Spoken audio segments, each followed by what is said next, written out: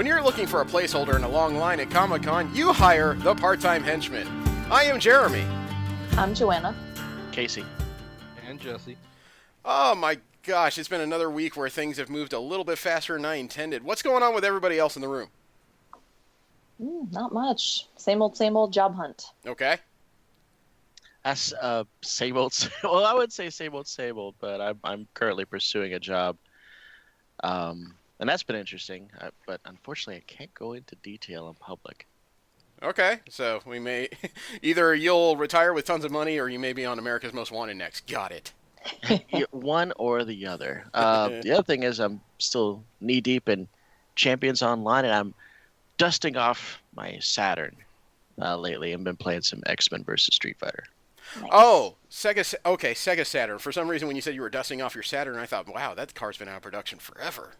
Oh, God. I was about to get impressed, man. Nope. It's a Honda Fit for me here. Okay. Jesse, how you doing? I am anxious right now. Okay. Considering what you made us review, you should be. I mean, yes.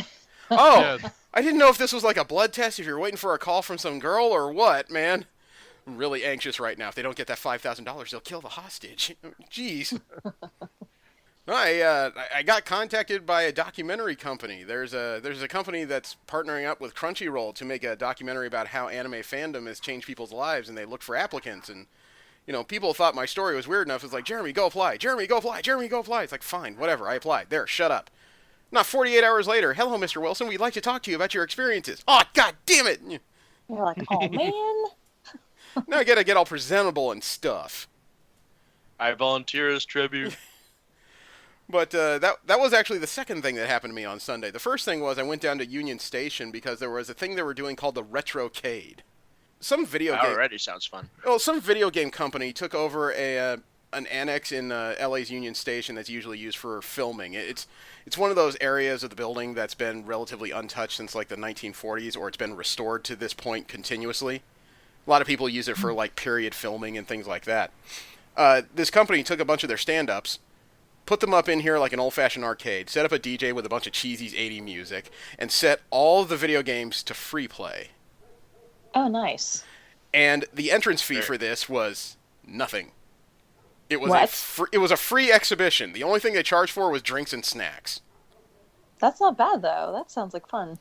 Yeah, I went down there, and I'm a fan of beat-em-up. So when I saw three machines, you know, Capcom's X-Men next to Capcom's X-Men next to Konami's Sunset Riders next to Konami's Teenage Mutant Ninja Turtles: Turtles in Time.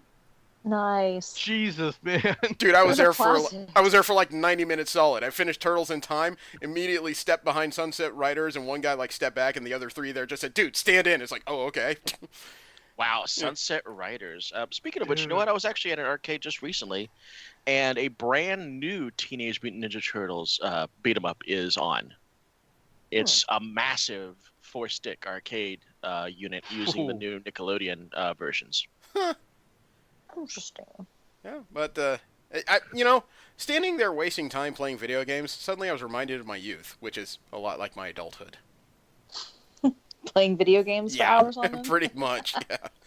Yeah, I think the guys who invited me to Sunset Riders were a little bit pissed with me by the end. Yeah, I used to play Capcom versus Marvel for hours. My dad was in a bowling league, and then they had like this little arcade section. Mm-hmm. That was the only good one. There was air hockey, which was always crowded. There was skee ball, which is usually crowded. There was Capcom versus Marvel. There was the original Pac-Man, and then they had a couple random ones that I didn't care about. I was always at the Capcom versus Marvel. Loved it. Which one was it? The first or the second one? I don't remember. I just remember that I always played Rogue or Wolverine. I bet it was the first one. Yeah. Sometimes Sub-Zero. Sub-Zero? Yeah. Do you mean Iceman? That's Mortal Kombat. That's Mortal Kombat. Yeah. Yeah, but it was on there. No, it it's couldn't not. have been. I'm pretty sure it was him. No, Midway would have had a fit. Yeah. But Mortal Kombat and Street Fighter are big-time rivals in the beat-em-up. There's no way they would cross-pollinate. Oh, you know what? That could have been the game next to it that I was playing just to kill time until that one was free. Oh, okay. I just really remember Sub-Zero for some reason, his finishing move. You know, the funny thing Anyway, was, it was a long time ago. as sure as I was that Sub-Zero wasn't in that game, I keep thinking, I'm 40. My memory might be faulty. Let me go back through this. Yeah, I had to like step back. Wait, where was I when I was doing this? Like, no, That's okay. Street Fighter is actually my secondary fascination. I actually have two shelves. I have a bookshelf covered in Street Fighter art books and a shelf on my DVDs. It's just strictly Street Fighter games. Man. You know, from way back in the PlayStation 1 all the way up to now. Man, you would kill me for the book I have then. Which one you got? I got it, what was it, Jesse? 3 Comic-Cons ago or 2? 2 or 3, yeah. Okay, I got into preview night. I went by Udon's booth because they had an exclusive book about Akimon, the guy that did all the character designs for Street Fighter from its like earliest versions all the way through to 4. It was like it was before 5 came out. It was a $100 book, and I picked it up right away. And I just said thank you, and I was shoving it in a bag, and the lady says, "We'll see you Saturday." And I tilted up my head and said, "Why? What's Saturday?" I said, "Well, you need to come back and get it signed." By who? Oh, Akimon's going to sign them all for free. Are you fracking kidding me? Oh, nice. But it turns out the time they had it scheduled, though, I was already busy. I couldn't be there. My wife stood in line for 90 minutes. Not only did she get the signature, she got him to doodle like a chibi version of Chun-Li in the front cover. Aww. Well, I actually got a hardback Art of Capcom book during my time at Comic-Con way back then, and he was there, and he signed my book. Nice. So I've got it. It's just I probably have a different book than you do. Yeah, more than likely.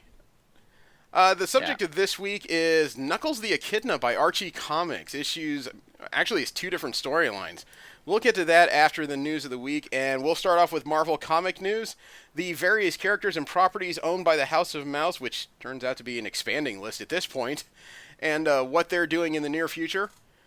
Marvel has a little bit of trouble when it comes to controversy, and it's not major trouble, it's more or less trouble if you're not a fan of their push for diversity, which is what is generally referred to as Comicsgate these days. One man, though, as it turns out, is kind of pushing back on that whole issue. His name is Saladin Ahmed, and he is currently the writer on the Miles Morales Spider-Man Annual #1. It's going to come out this week. He had to put out 2 tweets in response to people who didn't like the idea that this man was writing the book. The second one said that it, quotes, feels good to be able to say out loud that I'm writing good comics that people like and getting bigger and bigger gigs because of it, so you can go stew in the fucking corner, unquote. Whoa. That was the second one he put out. The first one, it's easier to understand, but it requires me to do something I'm not comfortable doing. Quote, Spider-Man, Spider-Man, Arab guy riding Spider-Man, bigots whine, but oh well, racist crybabies go to hell, watch out, you don't own Spider-Man, unquote. Well then. I'm pleased with this. This pleases me greatly. It still surprises me that this is a problem. Like, the race or gender of any particular creator is an issue. They're just working people. Yeah, it drives me nuts. It's just the fact that the closeted racist and scumbags out there are just now starting to find their voice, and I think it's acceptable in the current climate. My question is, though, why do you need to express his voice? Because what I learned about reading comic books is if characters were going in a direction I didn't agree with, I just stopped buying the book and moved on to something else more interesting. Ding, ding. You know how fans are, man. We get a little upset when things change. And by little upset, they mean throw a fit, cry, go whine online, and get all huffy puffy until they find people to agree with them, and then they start a hate group. Mm-hmm. Well, this is why sorry, you finish that. I was going to say, I don't think Casey's found a hate group yet. Oh, I'm sure they're out there. I know they're out there. I'm trying to find the right kind of bigotry that fits me. How about none? I choose none. I'm okay with none, but Yeah. I don't know, man.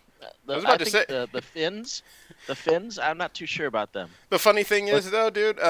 Technically, what is true for you is true for a number of people out there. You're a white man in America. All doors are open to you.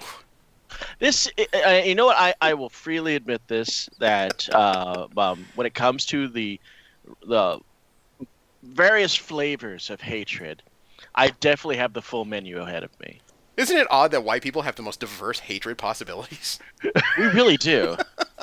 I mean, You know? I'm a white woman, but there's several doors closed to me just because of my gender. Yeah. Unfortunately, And there are that's several always things you bothered can't me. do just because you don't happen to have dangly bits. Well, I have strong feelings about that. My dad was one of those that like, oh, you can do whatever you want, just prove yourself in academics or sports or whatever. Yeah. And so I grew up actually believing that that's the way the world worked. And there was a rude awakening at some point. And I believe somebody else got a bloody nose when they told me I couldn't do something because I was a female. And they're not the only ones in my life that happened with that. I'm like, oh, you're just a girl. I'm like, oh, really? I hit like a girl like this? So how badly did you beat up your shop teacher? No, it wasn't shop, actually. Wasn't shop class. Wasn't in school. There were no cameras present. Okay, I'm and gonna that was stop. before the age of cell phones. Yeah, I'm gonna stop this right now before we ruin your potential nomination to the Supreme Court. I thought that was a prerequisite these days. Or do I have to have a sex scandal first? I clearly don't qualify. I haven't done something horrible yet. We will continue this conversation off microphone. Okay. I don't want this to be admissible later. Another Marvel character has had a recent retcon to their origin in a relatively surprising but plausible fashion, and that would be Captain Marvel, Carol Danvers. Okay, what are they doing with her? Well, it's not what they're doing, it's what they've done. As of issue 3 of Life of Captain Marvel, which is a recent miniseries that's supposed to humanize Captain Marvel, and I would say it's done a pretty good job of that. It's not a slap-bang action tale. It is very much... It's very much looking internally without quite being as self-abusive as the Watchmen tended to be. Okay. What we found out, though, is that Carol's parentage is a little bit special. It turns out her mother may be some kind of warrior of the Kree Empire. Ooh, okay. Now, you're catching me at a rare moment of informing me of something about Captain Marvel I don't know about. I only brought this up because I was positive that you have read every Captain Marvel comic that's come out. I have, except Life of Captain Marvel #3. Oh my god! Well, I guess I know what you're reading next week. Well, Shit, put that on what the... I'm reading after this recording. Okay, Well, well, that's another thing to put on the list of reading material for Casey, along with Vision. Mm-hmm. okay, Well, so... I'm sorry. Hey, okay, enough of the slapping. This is getting to be like a Three Stooges episode. Basically, Captain Marvel's origin up until now was that she was a relatively normal person until she was hit by a beam from a device called a psych magneton. Psycho Magnetron. Yeah, it hit her and crossed her DNA with Mar-Vell, the original Captain Marvel, which granted her powers which have expanded over time. In Life of Captain Marvel #3, there was a Kree warrior that was searching for the source of a signal that Carol Danvers accidentally set off when she was going through her father's things. The warrior arrives at Carol's house after she's dealt with robotic sentries. She led them away from the house. The warrior shows up, and Carol tells her mom to go inside the house and she'll protect her. And her mother, Marie, asks Carol to let her help, and Carol says you can't do that. But when she turns around, she realizes that Marie is in green, white, and black armor with a starscape on its war skirt, and there is a bright glowing star of Hela in the middle of her chest. And Marie says, shit. "Stop, sweetheart. I can handle it. Besides, she's here for me." Wow, that sounds cool. I would read it just for that scene. You know, this I'm is... totally okay with this because it doesn't put Mar-Vell squarely on the stage with her as part of her origin story. Well, I was going to say this is a retcon that is life-altering for Carol Danvers, but it doesn't alter the character. You know, maybe No. her powers are a little bit more augmented by the idea that she has Kree DNA, but it doesn't change the fact of what happened to her in her past. Yeah, the Psycho Magnetron actually gave her Kree DNA, so that's always been acknowledged. So anybody that's ever done blood work on her is picking up Kree. Yeah. Because Mar-Vell was carrying her, and the Psycho Magnetron exploded. But given... So I have a question. Sorry. Sorry, go ahead and finish your... I was going to say that given that she was treated by the Psycho Magneton, and we found out now that she has Kree DNA already in her system, this could explain why she has so many more expansive abilities than Mar-Vell did. Yeah. Right. Yeah, she definitely my outclassed. question is that going to be the lead-in for the movie, though? Are they doing a crossover, or are they paving the way in the comic book for the movie verse? That is an excellent question. The director of the film has said very adamantly that Carol will not have an origin story in her first film. That one is going to pretty much start up with her already as a member of Star Force in the Kree Empire. Gotcha. Yeah, That's why but- she's in the green uniform at one point. Yeah. Right, it's going to do flashbacks, though, and if I were to speculate, just because I stared at the trailer more than most 800 people, times. I think that the reason why Life of Captain Marvel is even happening is to set the stage for what they probably have already written into the movie.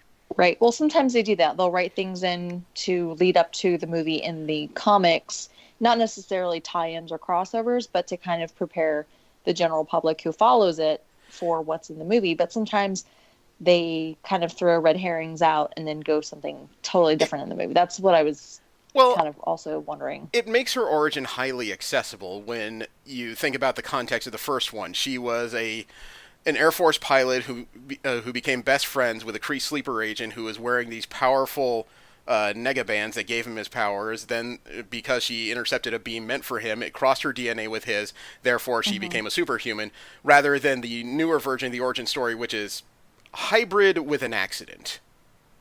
Right. Yeah, because Carol has never worn the negabands. Mm-hmm. And it doesn't Never make needed sense to. that a beam that's supposed to cross her DNA with another creature would give her all these weird expansive abilities. Right. Like you I mean, think it's that acceptable. Beam may have unlocked it. Pretty much, yeah. I think it's an acceptable premise. Yeah.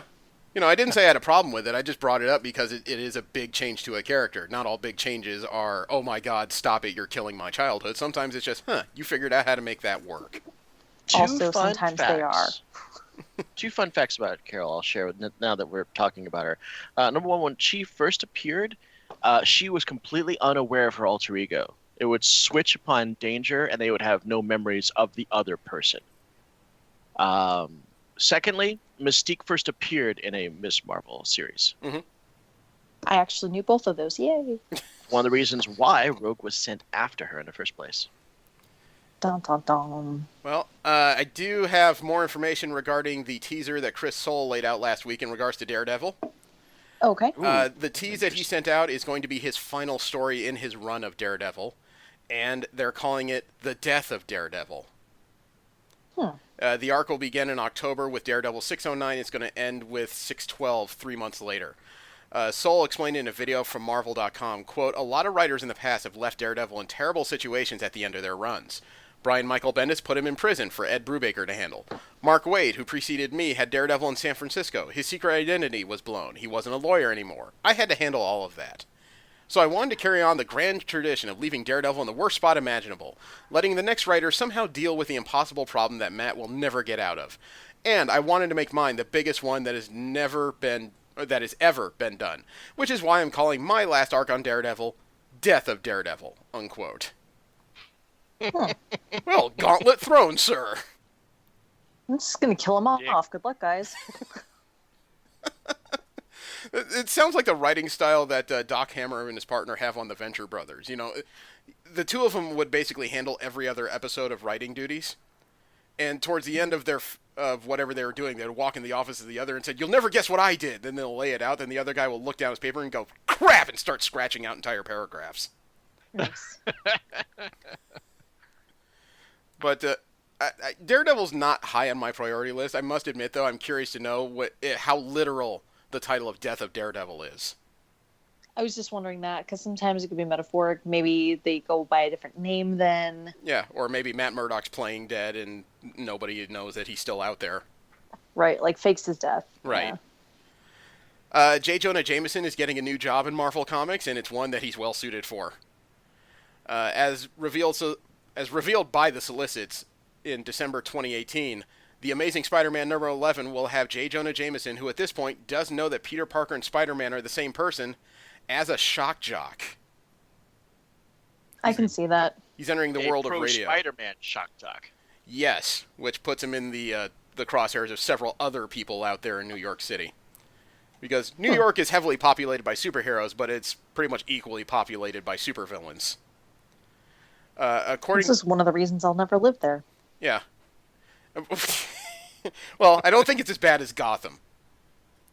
Yeah, never. J. Never. Jonah Jameson and Peter Parker are stepbrothers. Technically, yes, but still gross. Yeah, I don't know what else to say, except apparently at the same time Jameson is taking this job, something called the Enforcers is coming at him. Does anybody know what the Enforcers are? Yes, that is No. an old Spider-Man trio. God, they one of them Do you mean is Lash a Ox and, what's his name? yes, Montana Max Yeah. or Montana. Sorry. Yeah, they're apparently still active. Oh, that's right. It's Montana, Ox, and Dapper Dan. Right. Okay. Another recent Marvel, well, not recent actually, a classic Marvel character is getting a miniseries, and you can blame the movies for this one. Starting this December, a 5-issue miniseries of Killmonger is going to be done by Brian Edward Hill, recent writer on Detective Comics, and artist Juan Ferreira on Green Arrow. Okay. They're going to examine the life of the Wakandan character known as Njidaka, and why he adopts the Eric Killmonger name. Is So- it going to be more the original storyline, like the original comic storyline, or is it going to be more movieverse? Because I see a lot of the comics kind of mirroring the storylines of the movies. If I had to recently. guess based on the cover, it looks like they're going to graft, a lot of what happened into the movies onto the character, which is... I know narratively that's a bit of a mess. However, Killmonger is a lot like Star-Lord before that movie came out. As much as people know he exists, he wasn't that interesting to most people, so he was pretty much a blank slate before then. That's Yeah, fair. last time I saw Killmonger was back in the 90s, and he looked fucking ridiculous. Yeah. Well, so did most of the Black Panther villains. I mean, what they did with Manape was ungodly. And by God. that, I mean they took a character who was a black man who dresses up in the skin of a gigantic white ape and made him accessible through the film. I think they did an incredible job readapting that character. Yeah, Yeah, M'Baku in the also- movie was good. Yeah. I like the fact that they called him M'Baku. Yeah, calling him 'cause Manape in that film, Manape. oh, that would have gone over great. Yeah, that would Not been at a big all. misstep. Yeah. According to the writer Brian Edward Hill, quote, I didn't just want to recap what we had heard in his mythology. I wanted to explore the choices and the failures that lead a person to dedicate their life to revenge and how that happens. Because with Eric, I feel like it's really a tragedy. It's a story of a guy who was failed a lot by Wakanda in certain ways, by the people he met outside Wakanda, by his own conscience in other ways, and I wanted to paint a portrait of that, unquote. Sounds interesting.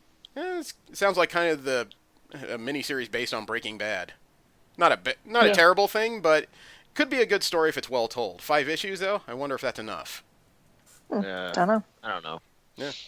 Well, Marvel has also revealed in December something is going to happen that I never thought I'd really say, but hey, it's the world we live in. Thor and the Hulk are going on a date. Say what? Wait, She-Hulk? She-Hulk. Yes. Gotcha. She is currently the Hulk, according to the Avengers. Jennifer Walters in her new charged up form, and Thor, the Odin's son, who's not using Mjolnir but a host of different hammers right now, as of Avengers number 11, they're going on a date. Yeah.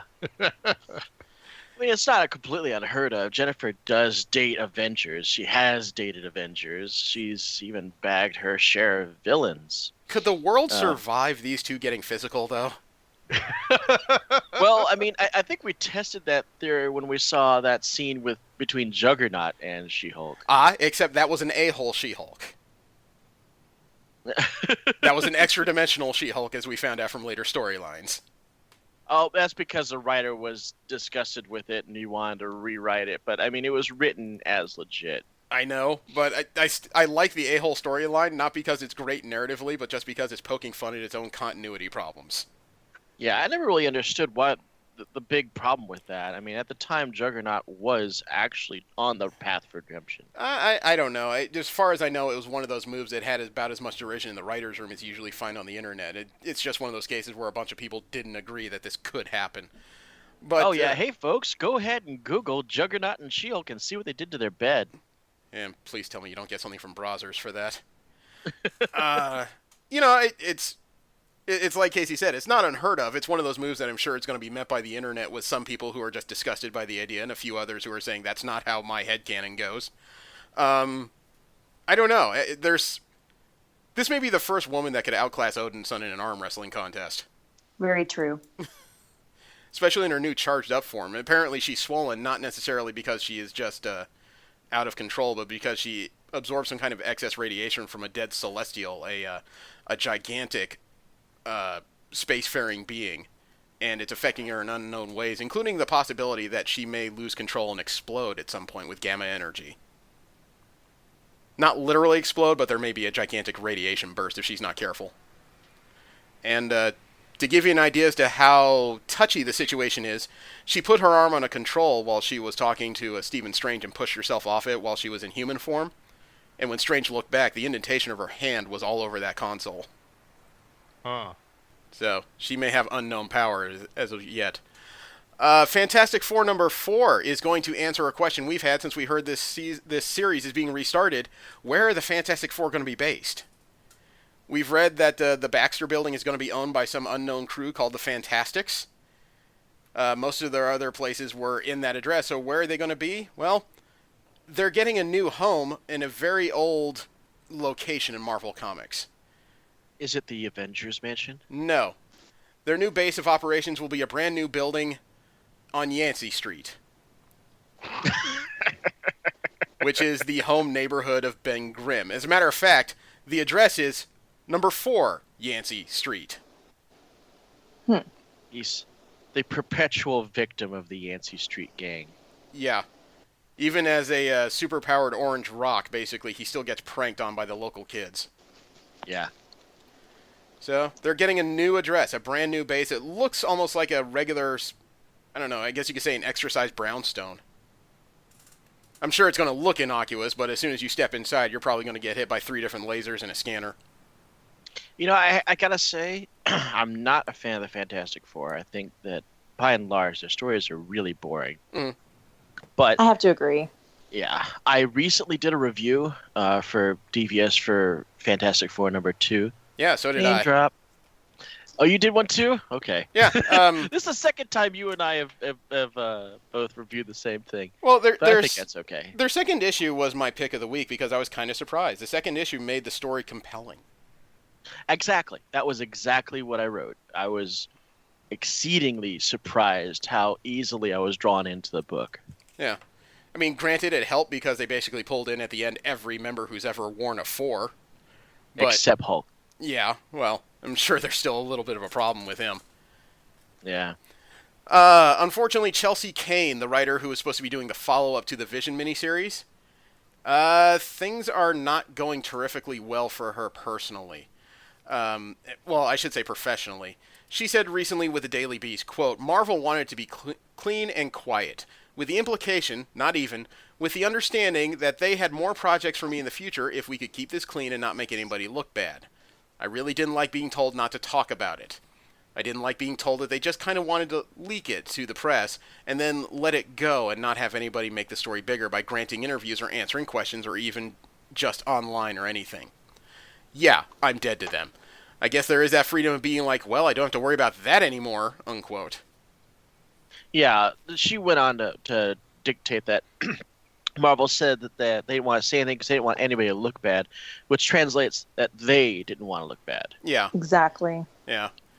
You know, and that's too bad. I like Kane's writing from what snippets I've gotten from it. I was looking forward to a follow-up to the Vision miniseries, Tom King or no. I'm disappointed. Somebody made a bad call. Mhm. And I honestly think I bet you it's something petty.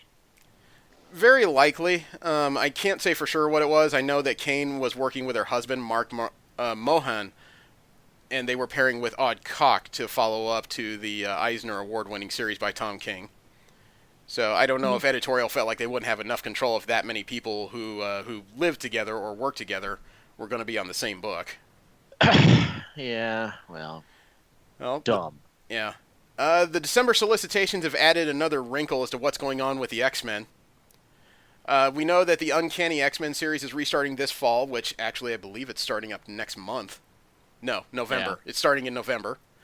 Oh, I thought November was next month. I'm so in the past. We're still in September, unfortunately. We do know that there's going to be a tragic event drawing them together, and it looks like there's going to be another event that's going to pull them apart, quite literally. And I say that because the cover to Uncanny X-Men, I believe number 5, has a new group of horsemen in it. Except, Oh, yeah. these are not the Horsemen of the Apocalypse. For people that know, Apocalypse is an enemy of the X-Men who believes that only the strongest must survive, and to do so he usually hypercharges 4 characters, usually mutants, with extra abilities and sends them out to do his bidding. Yep. These 4 horsemen are not horsemen of the Apocalypse. They call themselves the Horsemen of Salvation. Yeah, they're led by X-Man.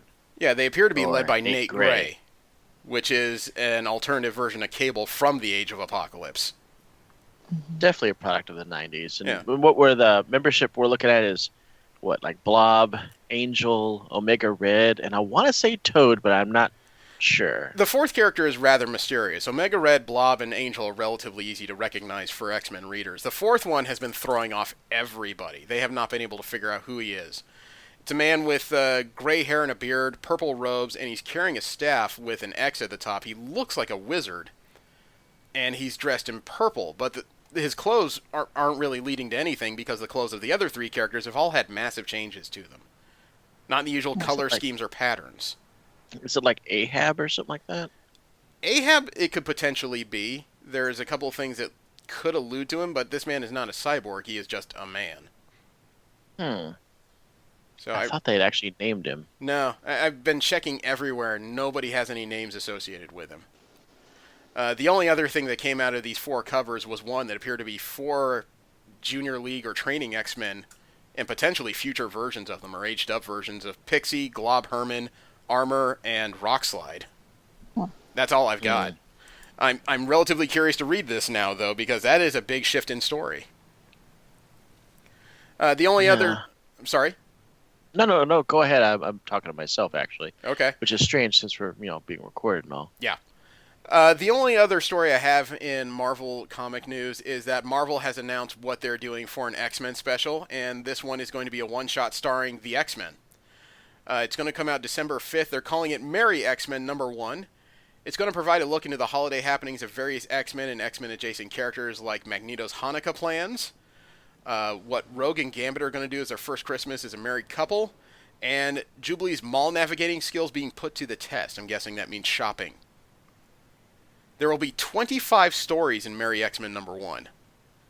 The first 24 are each going to be 1 page, representing 1 day on the calendar leading up to the 25th, with the final 6 pages being a story taking place on Christmas Day. That's actually a pretty good way to tell a story.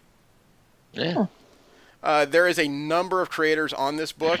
This includes Chris Sims, Chad Bowers, Rainbow Rowell, Chris Claremont, Matt Rosenberg, Ed Brisson, Kelly Thompson, Charles Soule, Trini Howard, Charlemagne, The God, Zach Thompson, Lonnie Nadler, Vita Ayala, Styles P, Cullen Bunn, Jean Grey, Esoteric, Cena Grace, Al Ewing, Leah Williams, Marco Foglia, Chris Anka, and Ryan Brown, among others.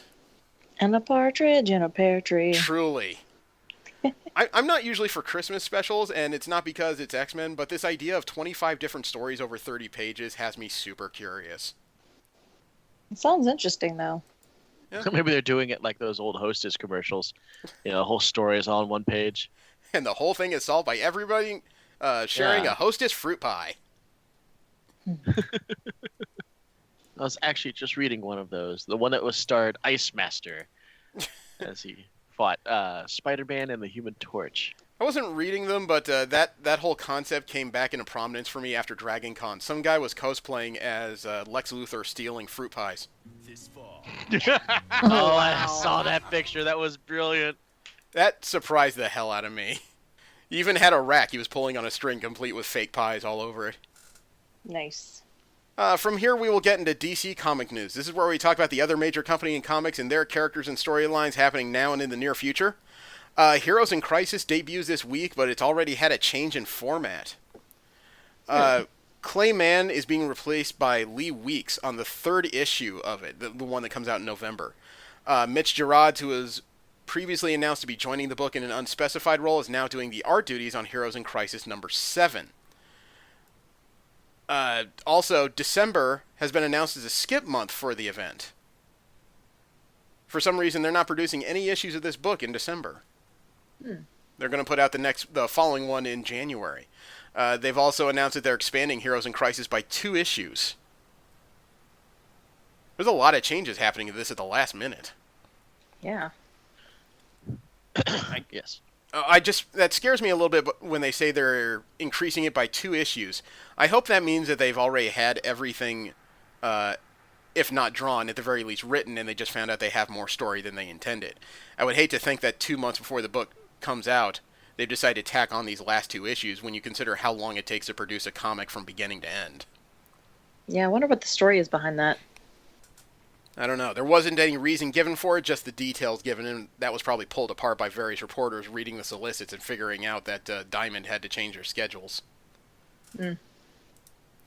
Batman has gained a new partner, and no, I don't mean his penis from Batman Damned. Batman is getting a brand new partner that has yet to be revealed. It's going to be another bird-themed individual that comes out, that it's going to be debuted actually in December. According to DC Solicits, it's going to be a very familiar but very unexpected face. Oh, actually, they do decide to reveal it in the story. With Batman number 60, the Batman has to team up with Oswald Cobblepot to solve an issue. Really? The Penguin. Yeah. The issue still being written by Tom King. The art and cover are going to be by Mikkel Janin. According to the solicit, quote, Batman takes on a new partner, and it's the Penguin? After rejecting Bane's crime boss co-op, Cobblepot finds himself in the crosshairs of some very teed-off villains. The feathered felon turns to his old foe to snitch on Bane's scheme, but has to prove his intentions to avoid a bat beatdown. Along the way, this Gotham odd couple begins to bond. Could there be a new bird joining the Bat family? Not if Bane has anything to say about it, unquote. That'd be weird, first of all, for them to even team up. I mean, I guess the enemy of my enemy is my friend, but... Yeah, I mean, I'm sure he's not going to share any space in the Batcave. I mean, could you imagine what would happen if the Penguin ever found out Bruce Wayne's secret identity? He just stared at him. He'd probably stare at him and say, I've had you in a rope so many goddamn times. I'll be honest, Penguin seems to be some of his more sensible villains. Well, he's one of the, I guess you could say, least ambitious. He doesn't want to take over the world. He barely wants to take over the city. He just wants to make tons of money. Yes. You know, and he's also one of the few that won't resort to mass murder to get everything he wants. So, I guess the idea of him not being copacetic with everything Bane is doing is believable. Possibly. Bringing up Batman Damned one last time, actually the best response I've read about the whole thing was Stephen Colbert's. Really? Yeah, Stephen Colbert is a self-avowed nerd. He's the guy that basically had Smog on as one of the last guests he had on his original Comedy Central talk show. And yeah, they actually had a full-size CG Smog there with Benedict Cumberbatch doing the voice somewhere. Yep. He had read Batman Damned, and he read all the controversy about it, and he decided to respond on Twitter. And he posted an image of George Clooney in his Batman suit from Batman and Robin. And his response was, quote, I'm old enough to remember when it was a big deal to see Batman's nipples, unquote. Yeah, I was just going to say, I bet that was going to be a comment about the rubber nipples. Yeah. That everyone had so much to say about. Yeah, which isn't exactly prescient to the problem people had with, the Batwang, but at the same time, I get your point. Oh, wait, that was a pun. I missed that, and oh, I my only God. heard secondhand what the controversy was, so... Yeah, my wife now wants copies of Batman Damned. I mean, later editions, they're supposed to have the penis edited out. Here's something that just popped up on comicbook.com. Genital rights organization upset over new Batman comic. Genital rights? That's What? a new thing for me. I didn't know that was a thing. Why do my genitals I don't have... know what rights are they asking for? Why do my genitals have rights? If my genitals have rights, I would spend a whole lot of time in the bathroom. I don't understand. But then again, I'm a heavy-set person. I'm a heavy-set person that doesn't understand fat advocacy groups. It's because apparently our good Sir Mr. Batman is indeed circumcised, which Marilyn Milos, the founder and director of Genital Autonomy America, is comparing circumcision to child sex abuse. Oh, that's a stretch. That is a big stretch, first of all. And secondly, how is this important or relevant to the Batman story at all?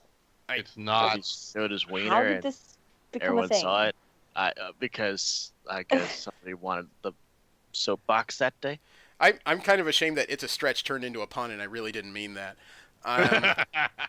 Besides which, I haven't seen the image, but I'm assuming from everything I've heard, he has bat growth hormone somewhere in his utility belt. I've not seen it either, and I'm just now discovering that he's circumcised.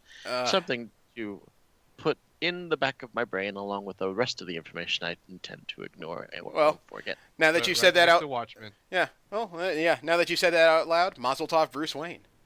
All right. It turns out an '80s DC hero is going to be the next big villain for the Justice League Dark, the Mystic Align team led by Wonder Woman. Hmm. Yeah, a former member of Justice League Dark has gone rogue. As of issue number 6, they have to deal with Blue Devil. Really? Is he being devilly? He wants to chop off the head of Detective Chimp. And they're pals. Yeah. I'm sure he has a good reason.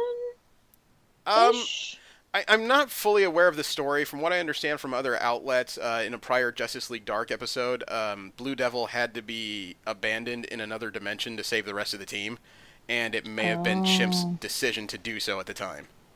So he's salty about that just a little bit. Yeah, maybe understandably, but I don't know how this will develop. It could be that Blue Devil turns into a member of the team after he gets his rage out. They'll just hug it out like bros do. And then Detective Chimp rips his face off and sends him back through another portal. Oh God, those chimps. Dude, I'm one of the few guys I know that is actually not scared of primates, but I'm very wary of them. You know, Well, the whole face removal thing is pretty serious. I'm wary of anything that could pull off my arm and beat me with it. Yeah. So Wookiees? Absolutely. You never know what's under all that hair anyway. Muscle and rage. I feel like there's a fanfic in the making there somehow.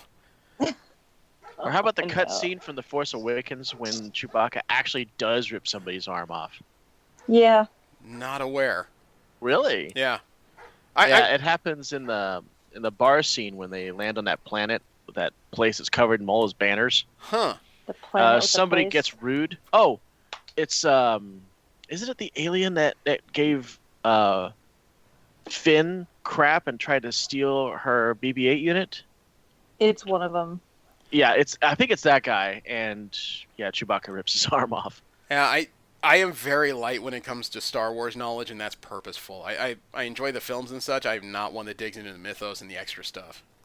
I do. I have the Star Wars Trivial Pursuit still undefeated. So I assume you're... And I was going to say, I assume you're happy then that Darth Vader just did his most brutal kill ever in the most recent issue of his own comic. I What did you actually haven't read it, but it's on my list to read. Okay. Yeah, I've heard it was brutal. Yeah. And I told them not to tell me any more about it. Um, I think she just threatened me. look, I don't like spoilers, okay? All right. Well, another Strength Force user is coming out in Flash number 60. We have discussed before, and we've been open about the idea that these extra forces have been introduced in the book is way too much in a single character book. Especially since the Flash now seems to have access to all these forces once he figures out it all. But he doesn't have access to the Force, so I'm still not interested. Oh, wow. Okay. There's going to be a new Strength Force user that debuts in the book, and they're calling her Powerhouse. She's described in the solicits as a young rebel using her powers to fight the corrupt police state in Corto Maltese. What is Corto Maltese? I'm sure it's a fictional country, but I'm just looking for some context here. I want to say it was referenced in the very first Batman movie as the massacre in Corto Maltese, which was where Vicky Vale had done her photography work. I don't remember But I much might from be the wrong. 1980. I don't remember much from the 1989 film at this point. The name Powerhouse kind of stuck out to me though, because the character is a woman though, but she was dressed in a lot of green, similar to the original Gen 13 character. I was wondering if this may have been a Wildstorm retcon here. In the original Wildstorm comics, Powerhouse was a character that could somehow channel emotion into his strength. In other words, the more freaked out people were around him, the more powerful and the larger he became. Interesting. So I doubt it's the same concept if we're using the Strength Force thing, though.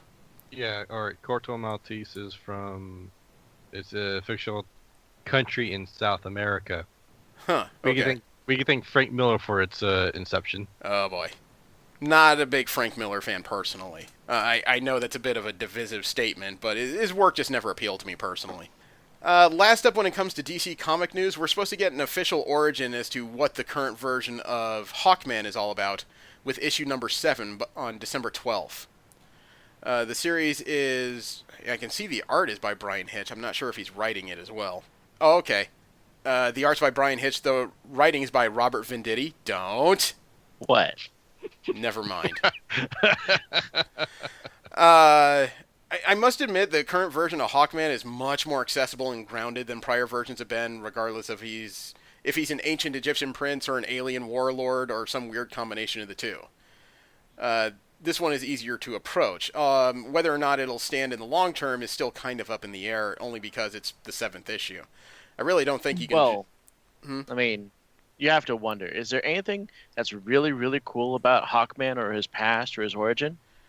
The way they've done this character so far, yeah, he's more Indiana Jones-esque. He's more of an adventurer than a classic Well, then watch superhero. Venditti completely screw that over. Wow. You had to slip that in there. Something tells me that hurt. I hope it did. But so far the series hasn't been bad. I just usually give a series 12 issues before I make a decision on it. Very rarely do I make a decision prior to that. Let me just save you the trouble right there. Last up is general comic and convention news. This is where we talk about conventions spread all around the world, as well as comic books that are not Marvel or DC related. Spider-Man fans have set a record for the largest gathering of people dressing up as Spider-Man at a recent convention in Stockholm. Really? How many people? 547. Wow. That's a lot of Spideys. It was an impressive image. Marvel's editor-in-chief, C.B. Cebulski, was present at the largest gathering of people dressed as Spider-Man ever during Comic-Con Stockholm. That sounds like a mental disorder when you say Comic-Con Stockholm. I know. Yeah, it does. I was trapped, and then I suddenly started to love it all. The amazing thing is, I wouldn't be surprised if they had some kind of corporate influence, because I'm looking at the image that Cebulski tweeted out of the people in this room, and they're all dressed up as the PS4 version of Spider-Man. Every single one of them? I would have gone with different versions. Yeah, I'm not seeing any black suit Spider-Man. I'm not seeing any classic Spider-Man. No 2099 Spider-Man. Okay, that's not as cool as it seemed then. Perhaps not, and it doesn't appear to be the most expensive of costumes. I tagged you guys, or I sent you guys the image in the Skype chat just so you can see. It is kind of intimidating to see that much blue and red in one room, though. It does look like half of these guys just kind of pulled on the mask at the last minute. Aw. Hey, if they're willing to go through it, man. I've seen... Yeah, I had higher hopes than that, though. I would just hate to see anybody's web flu in the middle of this gathering. It'd be like that town in Greece that's taken over by spiders where there's webs everywhere. Yeah. Just imagining that happening. Yeah, or that bad William Shatner film. What was it called? King of the Spider. No. Empire of the Spiders? Empire of the Spiders, yeah. Yeah. No, yeah. Kingdom of the Spiders. That was it, yeah. Yeah. I know, because that movie really horrified me. The only reason I know it exists is because of riff tracks, man. That was one of the first movies I've ever seen that has no resolution whatsoever. Well, I never really saw the whole thing. I just remember seeing lots of imagery and the movie poster, which I believe is, I guess, Bill, whatever you want to call him, surrounded by them. Yeah. I don't think that scene ever really made it into the film, but that's neither here nor there. Marvel is going to announce new details of its Ages of Star Wars 24-part maxi series spanning all 3 film trilogies during a panel at New York Comic-Con on October 5th at 1 p.m. Oh? Yeah, the series was originally announced in July at Comic-Con International in San Diego. There's no other details other than the fact that this is a 24-part maxi series that will apparently retell the tales of all 9 original Star Wars films. Retell it like how? Like rewrite it? I don't know about rewrite it, but they're definitely doing a comic book adaptation of it. Is this supposed to be... I'm sorry. I was going to say... Is that supposed to be their reaction to fans freaking out about the legends, quote-unquote, being erased? For all I know, this is just Marvel and Disney doing a bit of a cash grab, making the latest adaptation of the films. That might be more accurate. They're calling the prequel era the Age of the Republic, the first trilogy the Age of the Rebellion, and the latest trilogy the Age of Resistance. So, if you want more details, they'll come out during New York Comic-Con in about a week and a half here. Cool. Also, there's a cartoonist named Olivia James. She currently does, she does the Nancy revamp of comic book strips for newspapers and online. She's making her first ever convention appearance at Cartoon Crossroads Columbia in a spotlight panel at 3:30 p.m. on a Sunday, September 23rd. Oh, this past weekend. She was doing other personal events, but this is her first actual comic book convention appearance. Man, Nancy originated as a comic strip about a ditzy flapper named Fritzy Ritz back in 1922 by Larry Whittington. Holy cow. I've seen this character occasionally in Sunday comics, but man, I didn't ever really decide to follow up with it. It wasn't in my interest as an adolescent male. Yeah, it doesn't ring a bell. Yeah. As a kid, I actually followed the comic strip adventures of Brenda Starr. I I have no idea what that is. Yeah, it's. Brooke Shields did a movie for her. I really don't know. I read Non Sequitur growing up. I read Garfield. Yeah, I me read too. Garfield too. The Brenda Starr. have to look that up later. The Buffy the Vampire Hunter comic book series has a new home with Boom Studios. I'm sorry, back that up. That's a Slayer, not Hunter. Just saying. Yeah. Sorry, Just saying. Jesus. We both Want to get nerds in jump ire. on Buffy the Correction. Buffy the Vampire Slayer will now be a Boom Studios comic. It was announced via IGN that Boom Studios is partnering with 20th Century Fox to release a new comic book limited series and original graphic novels and more. Let me just voice my displeasure at this. Why? Early.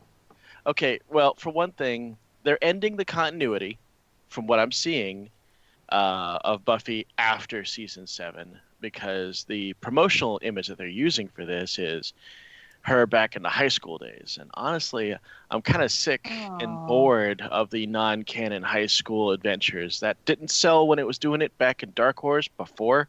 Yeah. They started doing really good. It's not going to do it now. I get that. I can see that now. But I mean, yay, Buffy. Well, I yeah, hope yay, that they Buffy. move past high school though. We in Dark Horse, how far past high school did they get? From what I can, quite a number of years actually. Yeah. yeah. Like, Well, I a mean, long way. you're talking about a series that to put Buffy back in high school, if I remember correctly, you would have to undo seasons 6 and 7. No. You'd have to do more than that because Buffy High School only took place between seasons 1, 2, and 3. Ah, Yeah. Then she went Yeah, to college. 4 seasons she was not in high school. Yeah, she took time off between high school and college, and then went to college-ish, and then didn't do so hot there, and said, screw college. yeah, And then the last year she was a high school counselor. I'm sorry, what? Yeah, she was a high school counselor because they want to bring the idea of the high school back to the formula of the show for its last season. Okay, I haven't been following it recently. That's interesting. Well, according then, to Boom Studios executive editor Jeannie Schaefer, she told IGN, quote, "I remember watching the premiere of Buffy the Vampire Slayer over 20 years ago, and the feeling of empowerment that came with seeing a girl get to kick ass and have flaws at the same time, and not apologize for who she was. It's an honor to oversee that world for a new generation and to bring them that same feeling of knowing your greatest power comes from being true to who you are. Buffy is about love at its core, love for your friends and yourself. The characters are allowed to be equal parts human and monster, and seeing them struggle to balance those parts of themselves, the same parts we all struggle with, is why it still resonates with all audiences of all ages and backgrounds today," unquote. Now, if I'm not mistaken, isn't Boom actually owned by Marvel in some way? No, Boom is don't actually know. owned by 20th Century Fox. That's right. That's the connection. Well, not wholly, I should say. 20th Century Fox, I believe, has a 40 or 60% stake in Boom Studios. Yeah. So They've really branched out very quickly, very recently. yeah, well, the thing is, though, if the Fox buyout by Disney takes hold, they bought all of their entertainment properties, and Boom Studios would conceivably be one of those properties. Oh, Yeah. they're gonna Disneyfy everything. Not Disneyfy. There's 2 potential things that could happen. Well, 3 actually. They could leave Boom Studios as it is and use it as a creator-focused outlet. They could sell the stake and allow Boom Studios to go independent, but that would also mean that any licenses they have with Fox and or Disney properties would have to be renegotiated. Or there is the third option that they could try to turn Boom Studios into a complete subsidiary of Marvel and therefore Disney. Well, I mean, this move is a direct result of the merger. It seems to be one of the few things that are actually jumping on as quick as possible, because when they were told about it, because, what do you call it? Joss Whedon knew about this way ahead of time. Yeah. And he was told, hey, we're yanking you. And his response is like, oh, that's cool. I was going to wrap this up in season 12. Give me about 12 issues, and I'll put out a nice little bow on it. And he says, you have 4. Well, crap. Yeah, but it's not like that 4 technically is any more than was already finished. It's very likely they just said, how many are already done? 4. Then that's what you got. Well, the 4th one actually just got released last week. Yeah. So it was the last one to go to the printer. Yeah, but, I mean, it was called season 12. You've only got 4 issues of season 12. It's kind of weird. Mm-hmm. Season 8 was also heavily truncated. It was about half the size of season 10. Well, IDW Publishing is also getting their own restart there. They're doing a modern take on The Rocketeer.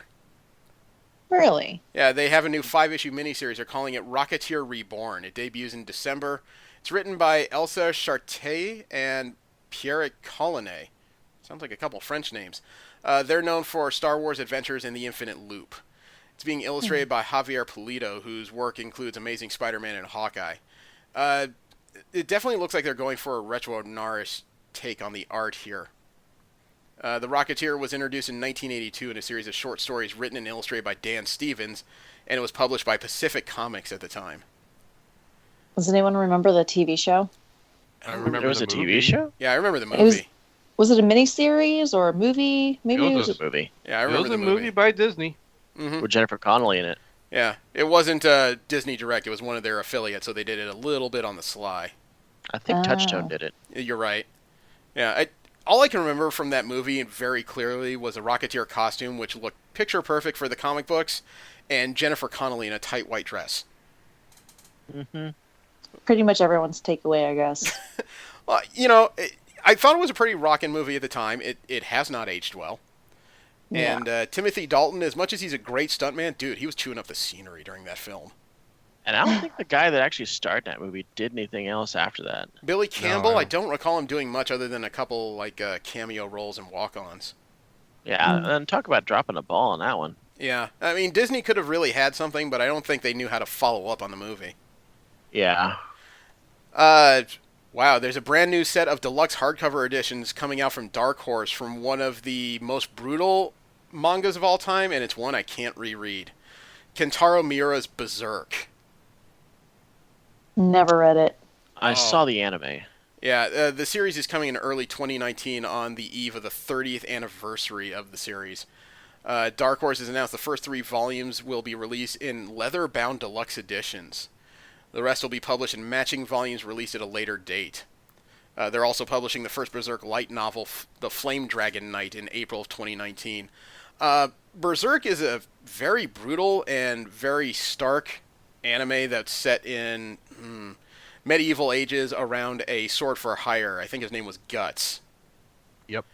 But I have trouble going back to that series because the leader of the army he joined up with, Griffith, he betrayed his entire army in such a way. I have a visceral hatred of that character, and I feel very angry when I watch it, so I just haven't gone back. Huh.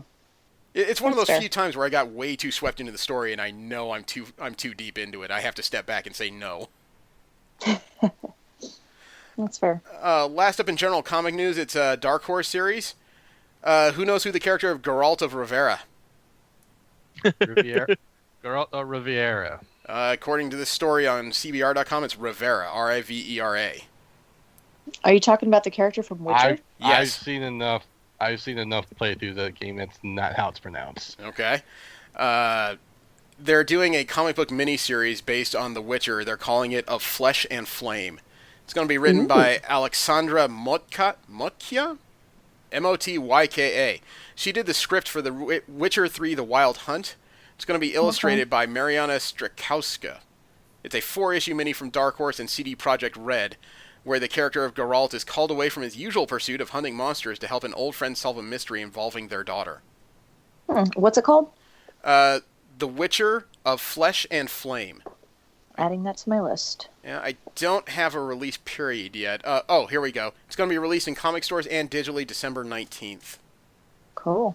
Is that to kind of lead in and get hype for isn't there a Netflix series coming out? There is. It was recently announced that Henry Cavill has been cast as the star Geralt in a new Witcher series for Netflix. I have mixed feelings about that. I think Cavill's a fine actor. I don't think he was ever directed well in his run with DC films. That's fair. That's very fair. Well, Geralt has just this deep, gravelly, seasoned voice. And I just think that the actor is a little too pretty and polished for the role. But we'll see what happens. Yeah, I agree. I'm willing to give him the benefit of the doubt only because I grew up in that era in the late 80s when people heard that Michael Keaton is playing Batman and thought it was going to be the most derisive and stupid thing ever, and he killed it. That's true. That is I true. remember those days. So I'm always willing to give people the benefit of the doubt until I at least see a trailer. I'll give him. I'll let him. I'll let him prove me wrong or right on that one. Then. All right. I mean, people did scream bloody murder about Heath Ledger too. Yeah. Oh, he blew it out of the park, though. Oh, he Like, did. know. You know, unfortunately, it cost him. Yeah. Yeah. How about that image of Joaquin Phoenix next to him? They're comparable to Venice. Not excited. Yeah. I think it's gonna work. Offended by it. I think that he's a brilliant actor. I think he could pull it off, and I think that people need to not compare him to all the other Jokers because I believe that it's going to be another character, right? It's not going to be the original Joker. Is that storyline? Unfortunately, this is part of the fracturing in the DCEU where they say they're going to have multiple movies on a single subject, but they're all set in different universes. Yeah. So which one is Joaquin Phoenix supposed to be? Is what I'm trying to find out. Outside universe Joker. It's just going to be its own original I don't tale. think there's going to be a Batman in it. Yeah. I think that they're two sides of the same coin. You kind of need one with the other to be the foil because they play off of each other very well. Well, there's a promotional image of Joaquin in the Joker makeup, and over his mouth is what appears to be a very small live bat. Oh. You know, Weird. I don't know. I don't really have time to get into what Warner Brothers has done to the DC cinematic and how they're handling it, only because you could spend hours discussing the decisions they've made so far in that universe. Mm-hmm. So we could do that for a future podcast. Potentially, if Casey wants to start an entertainment one. Oh, cool. Put it on the list.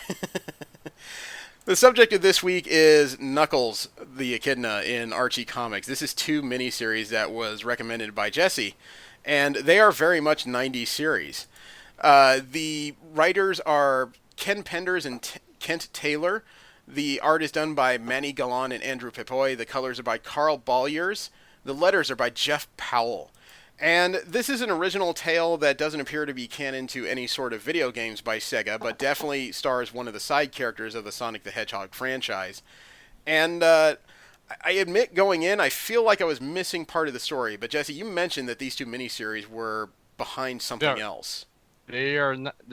These are not miniseries. They are actually the full-fledged series. This is the beginning of it. Really? And yes, and it followed up a miniseries. Okay, so Which I forgot existed. all right. When you started reading this, did you start reading at this point yourself, or what? No, actually, I had to backlog everything because I started way up, way later, actually. Okay, I mean, the first thing that struck me in this was that the art wasn't terrible. The only problem was, though, it could have used some more shading. Yeah. There's a lot of flat imagery here. And I doubt that's intentional. Nobody wants to stare at a comic book and just go, you know what, let's make this as 2D as possible. Well, again, you gotta also look at the target audience. I don't think they really need to go too well. That's a fair point. This was definitely for a much younger age group than those of us sitting here. Yes. And Much. You know, the first story arc here has to do with something called the Dark Legion. Something appears out of nowhere to the floating island that Knuckles calls home that he's guarding for reasons that I'm still a little bit confused on, only because this is way outside the video game continuity, which in itself was not exactly the clearest thing I've ever seen. And this tried to involve a lot of history and technological items that were not very well defined as far as either the comic book or the video game. Well, I don't think they bothered to define everything. All I know is that there was a I think the history they set for the floating island was that they were kind of the Atlantis of their of this world, Mhm. and they were so far advanced. It was like magic. Okay. But something happened, and they turned back to effectively denounced technology because they realized how close they came to playing God and how much it almost destroyed them. God, I almost wish somebody would do that with smartphones. Right. It occurred to me by the second issue that the preceding miniseries would have really helped. There was a lot going on here where I felt like they just took it on faith that you had read everything that came before. And just I'd actually, before we got on, I decided to flash through that miniseries, Mhm. and it was a whole lot of nothing. It didn't actually develop too much. You had to actually read various issues of Sonic the Hedgehog to pick up details. Oh, okay, so it's not cross-promotional. It's more like a spin-off thing. Yeah. Okay. That makes sense because there were little asterisks here and there saying, "Oh, hey, this refers to that. That refers to that." I was like, Yeah. "I'm lost. I know nothing about Knuckles outside of Sonic." Mm-hmm. Well, I mean, thanks to Death Battle, I remember the fact that Knuckles the Echidna can glide thanks to his weird hair tendrils, and I still don't know how that works. I don't think this one follows that logic. I seriously hope not. No, it doesn't. Okay. They have basically his power, all of his powers, his strength, his ability to glide and whatnot comes from the fact of his exposure to the Chaos Emerald. Okay. Because he has an entire supporting cast of like mini friends here. He has his own Scooby gang that I was completely clueless on. I was learning as I was going along. Oh, Same. they had their own game. Yeah. And the story is not very deep. It's almost surprising it took 3 issues for them to tell it. That's one thing I've been noticing as I reread these. Is there's a whole lot of filler in this. Yeah, they are trying to throw quite a bit at you to give you a full comic book experience, which isn't terrible, except half of it is flashback. And when you know so little the details regarding his background, it's not terribly helpful. Also, the fact that every character in this series that was an Echidna looked so mysteriously alike, especially in the flashbacks when they muted the palette and turned it into a 3-tone story, I really didn't know who I was looking at half the time. Yeah, I was Yeah. going to say that too. I don't want to say this wrong. All the Echidnas look the same, and their little head tails or whatever the heck they're supposed to be Yeah. were kind of the only thing that could help me tell the difference because they have different beading on there. They almost Yeah. look like dreads. Yeah. No, I admit I kind of got confused a bit too, and I read this previously. Yeah, it's one of those few instances where I would say facial hair would have helped a lot if they had like the occasional beard or lamb chops or something to tell One them of them apart. did, though. Just, Yeah, one of them One did. of them. Yeah. Only one. And I guess you gotta look at articles of clothing they may be wearing as well. Yeah. Yeah. Yeah. Ish. But, I made a prediction on page, and I remembered it. Page 12 of issue 2. Mm-hmm. Uh-huh. Maybe it was even issue 1. No, it was issue 2. I made a prediction. I'm like, yep, saw that one coming. Yep, no surprise. Because, again, they marketed to a younger group. Mm-hmm. They kind of, spoon feed you foreshadowing. And, of course, the flashbacks are more lead up than the actual present time. Yeah. Reading through this, I mean, I didn't think it was going to be anything that blew my mind. I was surprised, though, that I didn't think this was awful. It was just a case where the narrative was a bit messy. Oh God, yes. It was. But at the same time, towards the 5th or 6th issue, the story started to actually coalesce into something more compelling. It was just a case of it wasn't told in my age range. Mm-hmm. I know I'm relatively alone in that, and I know I tend to just give everything a little too long to have a chance to impress me. But at the same time, I was surprised that I was thinking, this doesn't suck. It could use some work, but it doesn't suck. Yeah, I admit that a lot of the dialogue was kind of not good, especially coming from Knuckles and his crew. Yeah. Oh, there were some cringeworthy moments. Oh, dear with God. the villain was just like, darn you, and you blasted Echidnas, and I was like, really? Oh no! When I was listening to the guy in the command center reading his lines, I felt like he was just hamming it up like to the nth degree with the way his word usage was. Yeah. Yeah, and I was wondering if I was alone in this, but when they showed the the General Dingo, Yeah. Striker. Yeah. I Yeah. was imagining Arnold Schwarzenegger's voice because his haircut and his body build. No. Here's the thing. I'm pretty sure that was the inspiration. I'm sure it was, but I automatically saw him and heard his dialogue in my head as Arnold Schwarzenegger. You know what? I'm sorry. I didn't hear that. I heard Clint Eastwood. We have to get the Echidnas, you know. Yeah. It's just like, oh, jeez. I heard Clint Eastwood in his gravelly voice coming through that character. Okay, so we had a little bit different thing. Casey, did you get Schwarzenegger vibes? I got Apone vibes, and I think it's probably because the actor that plays Sergeant Apone died in the past couple of days. And that's about the time I was reading it. I saw that article. I honestly don't know what the draw of this comic is at all. I have no idea why anybody would read this. I mean, what when you look at the cover, I mean, what is it about it that's like, wow, I need to read this? Well, it's what, from the 90s? Like, what? When was this yeah, printed? approximately. Yeah, from the 90s. I mean, Some of Sonic. the- Oh, sorry. ahead. I was just gonna say that Sonic was somehow exceedingly popular. I think it Mhm. ran almost 300 issues in Archie's run, but I gotta wonder who's reading this. Of course, now I Well- find out it's Jesse. Well, Knuckles was one of those off and on again characters that people really wanted to know more about since he wasn't mainstream in Sonic the Hedgehog. So the Mhm. opportunity to come to tell a story, and this is it. Yeah, Let's see. well, I mean, he was also one of the few characters who got his own spin-off game from Sega from that That's line. true. So he arguably would have been the only one who was deserving of his own series, and it sounds like he started off pretty well in the Sonic comics. They couldn't quite figure out how to put together a narrative that worked outside of that venue. Well, See, he's the edgy one. Oh, that was Shadow. No, Yeah, that was no, Shadow. that's Shadow. That is Shadow, hands down. Oh, okay. You know, at least this is before 20 different fan characters ended up in different people's fanfics anyway. Yeah. That is a different rabbit hole altogether. I was going to say the second story arc from issues 4 through 6 was better. Yeah, I was actually yeah. interested in that one. Yeah. I was quite surprised. It wasn't as terrible. No, it actually had an interesting story, and it had real stakes to it in regards to how it affects both Knuckles and just about everybody else within his orbit. Mm-hmm. It was just another case where it was marketed to younger people, so the art was very simplistic. The story was very simply told, but at the same time, you almost got a sense of struggle as to what everyone is dealing with. And I was actually kind of impressed that the writers managed to lay out things in such a way that kids could understand the different hierarchies and systems that adults are dealing with, and at least lay it out in extremely simple terms so they understood what they were staring at.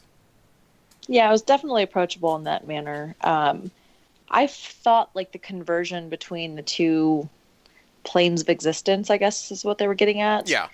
Was an interesting crossover because, you know, these echidnas and these dingoes were, I guess, mortal enemies in their storyline, and they had like this pocket dimension that kept the echidnas safe. But when the energy fluctuations from some plot device happened, when they started to converge, I forgot exactly what it was. No, it was basically it was an event that happened in the Sonic the Hedgehog comic, issue Gotcha. 50, where that almost destroyed the whole damn world. But they was saved, but it caused a ripple effect, which caused the breaking down of the dimensional barriers. Yeah, and That's okay. my They didn't understanding. really Wow, I explain said that. My understanding from reading the story is basically that the echidnas were a very technologically advanced race. The dingoes lived on the same floating island with them, and instead of innovating, they stole the technology and just kind of used it haphazardly. And So like the Romans and the Greeks. pretty much, yeah. And the dingoes managed to steal some actual nuclear armaments and decided to use it to their advantage, which was obviously enough to annihilate everything on top of this floating island. So the Guardian Echidna of the time built this device based on old plans and like some innovations of his own to separate the dingoes and the echidnas dimensionally before the warheads could go off and destroy the island. And the plan was to, at the very least, try to bring back the echidnas after the island was inhabitable again. But as Jesse said, something happened in the Sonic comics. The device that was keeping the dimensional barriers apart was breaking down and unfortunately was slamming the two together. Well, technically the Actually- three. Actually, he had an opportunity to bring it back sooner, because heads up, when he did that whole separation thing, that was 200 years prior. Right. And Gotcha. So he just didn't have the power to turn the machine back on to put everything back. yeah, and as much as this wasn't my favorite series, when I found out how the whole dimensional thing was happening and why they were shifting back and forth, the immediate thought I had was, well, this isn't the most ludicrous thing I've ever read. It's true. We've read way more far-fetched things in the DC world. Yeah, yeah. So, I mean, it's... The story's extremely simple, so it's not really worth the time and effort to go through the meat of it. Yeah. You know, the art is very similar from page to page. At least it's very consistent. It's just a case of when you have so many characters that are echidnas, and unfortunately they based every single echidna off the look of Knuckles, there wasn't a whole lot of variance, so they all bled together extremely simply. Yeah. You know, that was really unfortunate. The later 3 issues, I do think it was coming into its own as a story, and they introduced a couple new characters. It helped the story quite a bit, if for the sake of variance. Oh, the series as it went on just kept building up. It's still building up the lore of the whole of this island that was previously unknown to anyone and everyone. Mm-hmm. Yeah, they did have a bit of a blank slate to work with, and they filled it in as best they could without completely abandoning the lore of the games. All right. I guess that's about it. Casey, you want to start here? How All does right. one actually? How does one actually do this? I mean, if you were going to rate it to all the comics that we've read before, it's not really in the same category. I wouldn't rate it versus the comics you read before. Just rate it versus your likability akin to the series. Well, yeah, I mean, that's the only way you can really do it is about the likability versus the quality. God, this thing was painful to read. It was just dull and childish, and it was just tedious as hell to get through. So I give it a 1. Oh wow, I expected you to go lower. Is 0 ever an option? I thought we were doing on a scale of 1 to 10.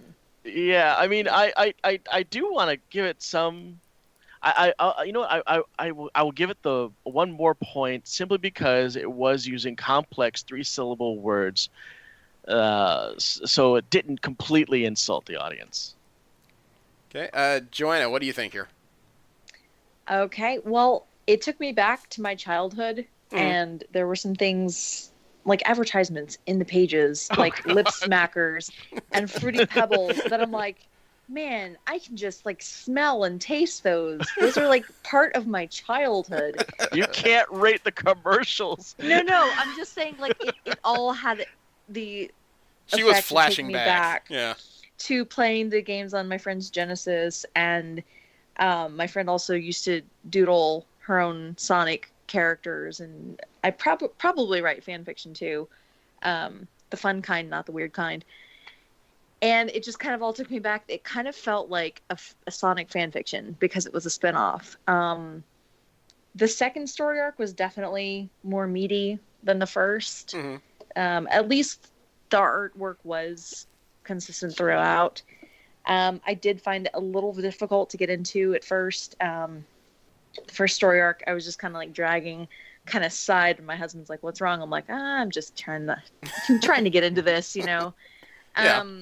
But it does pick up, you know, and it was a good kind of walk down memory lane, just like I remember Sonic and, you know, Saturday morning cartoons kind of thing. Mm-hmm. For nostalgia and for the decent storyline and the second story arc, I will give it a 3. Okay. It just, I'm not part of the target audience. It was a nice kind of reminiscing that little pocket of my life, but it wasn't the best I've read. Okay. Well, Jesse, I want to commend you because it's kind of brave to take something you read as a child and say, okay, go ahead, rate it. Yeah. But when I started reading that first page, I said, "Oh my god, I didn't regret this." But, you know, it's like I said before, I'm surprised I didn't dislike it. It's far from the best thing I've ever read, but it's very far from the worst thing I've ever read. It was a case where maybe I view this a little bit differently because I have 3 kids, and occasionally I have to figure out what they can and cannot be allowed to read. And my middle child's very into video games. He would probably find this compelling, really. And I would imagine because of the way it's laid out, he and I would have to sit down and discuss it and try and figure out how all this works. At the same time, the art and the story is simple, but it was definitely written for an age range far below the one I've achieved. Granted, my reading level's probably that akin to a middle schooler's at this point, but still, I was able to understand it all. At the same time, it's not the meatiest story. It could be told in much fewer issues, except it's like any other thing that's aimed at kids. It's a whole lot of flash. It's a whole lot of things to treat the eye visually. I did nearly laugh myself stupid at the end of the 4th issue with this Echidna police force that had EST on their hats. Yeah. I was just imagining the captain saying, "These are my 4 deputies. This is biggest. This is baddest. This is roughest. This is bestest." Actually, that deputy becomes a significant character in the series. Really? I'm not surprised at all. It did not suck, and I was kind of surprised by that. I would give this a solid 6, really. It's not the best comic for any age group, but at the same time, it's a very acceptable one if your kids want to get into comic books and you think like some of the big two or some of the Image superhero stuff is just too wild. Wow, you're being generous. Yeah, generous. I always try and look through things in a positive prism. It's very easy to sit down and be negative on anything, and just say because I don't like it, it sucks. I'm at that age where I realize just because I don't like it doesn't mean it was meant for me, and it doesn't mean it was bad. Mm-hmm. Right. And that's what I was trying to wrap my head around until Joanna said, "Well, how do you feel about it?" And I'm like, "God, I hated it." But yeah, I mean, it is your review. I will disagree about using this as a gateway comic for children because my gateway comics were much more advanced than this, and I think I was better literarily speaking because of it. One of my kids is 6. Well, Casey, all I have to say is no. No. Oh no. No. Casey, all I have to say is not everyone can be as smart as you. This is Yeah, quite true. you wanna you've got a few smudges on those hipster glasses of yours, Casey. I'll take care of that. Okay. Jesse, the floor is yours. Okay. Again, rereading this, I had trouble. I had to pace myself reading this because the dialogue between the main characters and his buddies was so god awful. It was like 90s street talk. Dude, especially the alligator. he was Like, the only what one that is actually. this? He was the only one that stood out for the rest of the pack to He's me. not But an echidna. I almost feel like they should get extra points for the writers being in the 90s and not using a single skateboard. I'm that's surprised. quite It's full of tropes. that's quite surprising considering how old the writer is. I've seen the writer. He is ancient. Oh, He had a okay. Walkman though. Does that count? The alligator. No. All right. Now, if he had a mini Discman, that would be something. Yeah. I had issues with a lot of the dialogue, especially coming from the younger characters. The older ones got a little better as they went through the issues. Mhm. The art, again, I admit, is not the best. It's okay. It's simple and it's simple for a reason. It's okay. Remember the reactions that Steve had when we read Wetworks again. Oh God. Yeah. Yeah. But if I had to give this a number, Mhm. rereading this, I'd probably give it a 4 because I dare not put this higher than what I've rated Preacher because I know Preacher's as much as I don't like Preacher is still much better than this. Okay. Casey, wipe that grin off of your face. I think I it's can all, hear it. I think all of us are going to get roasted at one point or another with our books. That's Oh fair. no! I had a small slimmer of hope that this might be good, but I had like 95% chance that no, this is gonna suck ass. I did try to reel it back because I was fully knowledgeable about the fact that Sonic did go on for almost 20 years. So it's like, okay, there's got to be something to this, There's got to be some kind of weird magic, some non-Disney spark that's in this. It's making it last this long. And I didn't see it. That's fine. All right. Does anybody have anything they want to do next week? If not, I have a couple suggestions. I'm going to leave it up to you because I think I've actually contributed my fair share of titles to this. Joanna, you sound like you're contemplating. I only have a few that I'm reading through. I'm currently reading through Raven, Daughter of Darkness, which is a 12-part series. I think they're on 8 or 9. I have up through 7, though. And I'm also reading Mira, Queen of Atlantis. Okay. If either of those are of interest. They're pretty good. They're well written. There's some good artwork. I think I do have a suggestion. Okay. And maybe it's almost like a proper segue from what we're doing here and what's going on right now. It's an Archie book. I'm going to offer you an Archie book. The Chilling Adventures of Sabrina. Okay, because I was... the original Sabrina? Or is it a redo? It's the redo. How many issues of that are out? It's the more horror-themed one. How many issues of that are out? I think it's out. No, how many issues of it are out? I'm researching that right now. Because my proposals were going to be a changing of gears. And okay. Jesse had come up with a suggestion when he was looking for a referral of reading the recent issues of Super Sons, the stories of Damian Wayne and John Kent in the current DC continuity. Yeah, because I hate the character of Damian Wayne so much, but I've been told that these issues make him so much better. Yeah, and I hadn't read that myself, so he had my interest there. But the other shift of gears I considered after all these personal referrals was to try to read the first volume of Saga, the Image book. Oh, yeah, that's a good one. Chilling Adventures is one of those books that's been taking its sweet time coming out. Mm-hmm. It's been out for 4 years, and it has 8 issues. Jesus Christ. Yeah, wow. it's just one of those. It's just been plagued with publication issues. Is that going to be the source... Sorry, is that going to be the source material for the show, the Netflix show? I would say it's the inspirational material, not necessarily the source. It sounds like the Netflix show's probably not looking at Game of Thrones kind of accuracy. I think they're just taking the concept of the time, the theme, the character, and then just going from there. Yeah. Okay, so a lot of artistic and creative liberties. Yeah. Yeah. So does anyone want to put their foot down as something they'd like to read? I wouldn't be opposed to any of them, actually.